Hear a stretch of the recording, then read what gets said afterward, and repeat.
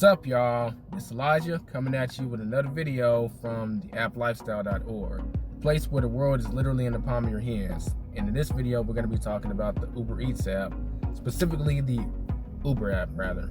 I guess it's a combination of both.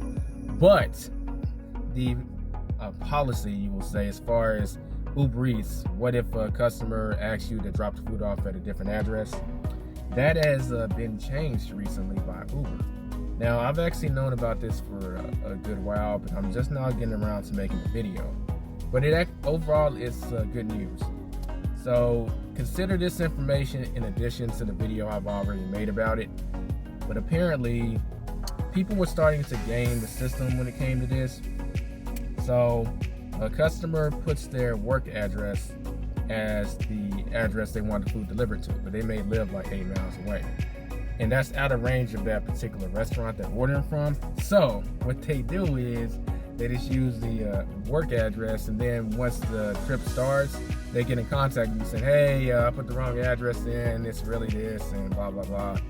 And that's where the first video came, where you could either do it or you could not do it. But either way, let Uber know so you can get compensated for it. Well, Uber picked up on this little game the customers have been playing. So they made it so that if the new drop-off location isn't within range of the restaurant, then the order will automatically be canceled and the driver is paid, which is pretty common.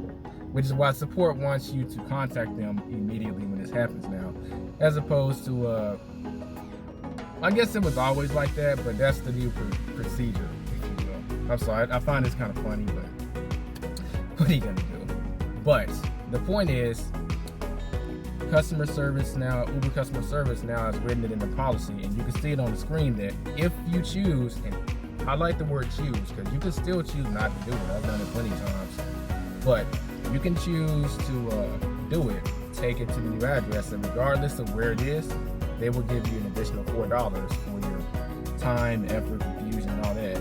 I'm not sure where that's coming from. I would hope it's charged to the customer.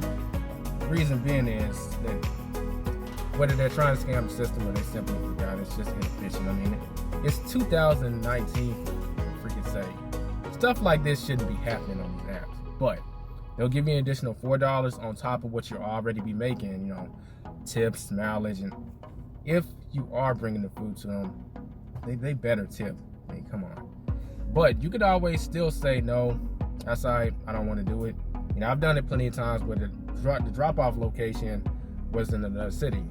I didn't want to leave my current city, so I said, no, that's too bad, I don't want to do it. And Uber Sports said, okay, well, you know, you'll be paid for this delivery like normal. They will try and encourage you to do it, but they're not going to say, oh, if you don't do blah, blah, blah, blah, blah, because ultimately that's not the contract. So this is great information.